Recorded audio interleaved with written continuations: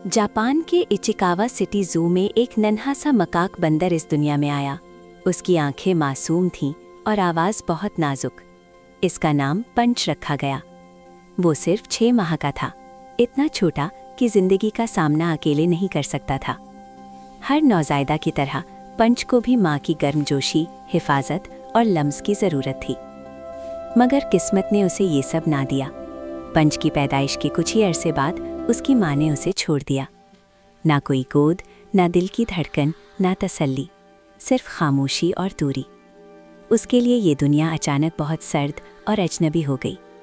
पंच इंतज़ार करता रहा, रोता रहा, उम्मीद करता रहा कि शायद माँ वापस आ जाए, मगर वो कभी वापस ना आई। रातें सबसे ज़्यादा मुश्किल थीं। जब अंधेरा फैल जाता और चिड़ियाघर की आवाज़ें खामोश हो जातीं, पंच अपने नन्हे से जिस्म को समेट लेता। वो सर्दी और खौफ से कांपता, बार बार पुकारने की कोशिश करता, मगर उसकी आवाज़ बहुत कमज़ोर थी।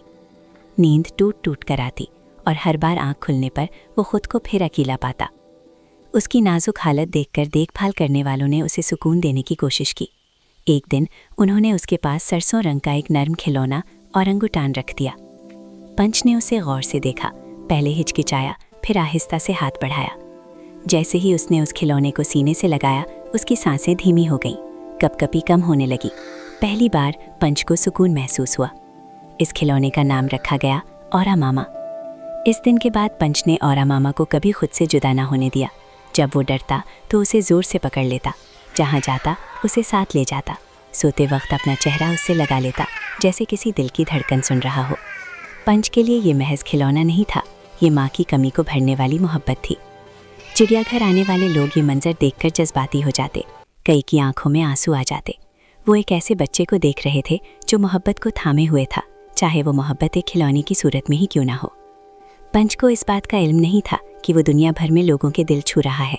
वो सिर्फ ये जानता था कि औरा मामा उसके दर्द को कम कर देती है। वक्त गुजरता गया और सुकून के साथ ताकत भी आने लगी। पंच आहिस्ता आहिस्ता मजबूत होने लगा। औरा मामा को पास रखकर उसने अपने इर्द गिर्द की दुनिया को खोजना शुरू किया। कुछ मोहतात कदम, एक तजस्सुस भरी नज़र और हर दिन थोड़ी सी ज़्यादा हिम्मत। मगर वो बार बार अपने खिलौने के पास लौट आता, इस डर से कि कहीं सुकून फिर न छिन जाए। फिर आहिस्ता आहिस्ता एक खूबसूरत तब्दीली आने लगी। पंच ने दूसरे बंदरों को देखना शुरू किया। पहले वो दूर से उन्हें देखता और मामा को मजबूती से पकड़े रखता। खौफ अभी बाकी था, मगर तजस्सुस बढ़ रहा था। वो ताल्लुक चाहता था, वो ख़ानदान चाहता था। एक दिन एक खामोश लम्हे में मौजज़ा हुआ।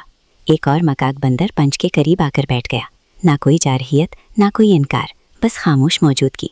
फिर उस बंदर ने नरमी से पंच की ग्रूमिंग शुरू की। बंदरों की दुनिया में ये एतमाद, ख्याल और कबूलियत की अलामत है। पंच पहले साकित रहा, फिर आहिस्ता आहिस्ता पुरसुकून हो गया। ये पहला मौका था जब सुकून किसी खिलौने से नहीं, बल्कि किसी जीते जागते दिल से मिला। बाद में चिड़ियाघर ने खुशखबरी सुनाई, पंच अब दूसरे बंदरों के साथ घुल मिल रहा है, सेहतमंद हो रहा है और अपना मकाम पा रहा है। उसकी कहानी जापान से बाहर भी फैल गई और दुनिया भर के दिलों को छू लिया। यहाँ तक कि आइकिया ने भी आगे बढ़कर नर्म खिलौने अतिया किए, ताकि पंच और इस जैसे दूसरे जानवरों को सहारा मिल सके। आज पंच वो अकेला बच्चा नहीं रहा जो कभी था। उसके साथ दोस्त हैं, एतमाद है और अपनाइयत है। और कभी कभी जब रात खामोश हो जाती है, वो अब भी औरा मामा को थाम लेता है। इसलिए नहीं कि वो कमज़ोर है, बल्कि इसलिए कि शिफा का मतलब भूल जाना नहीं होता। शिफा का मतलब है ये याद रखना कि मोहब्बत ने आपको कैसे बचाया। पंच की कहानी हमें ये सिखाती है, छोटे से छोटे दिल भी दर्द महसूस करते हैं। नर्म तरीन सहारा भी ज़िंदगी बदल सकता है। और हर जानदार, इंसान हो या जानवर, मोहब्बत, तहफ़्फ़ुज़ और ख़ानदान का हकदार है।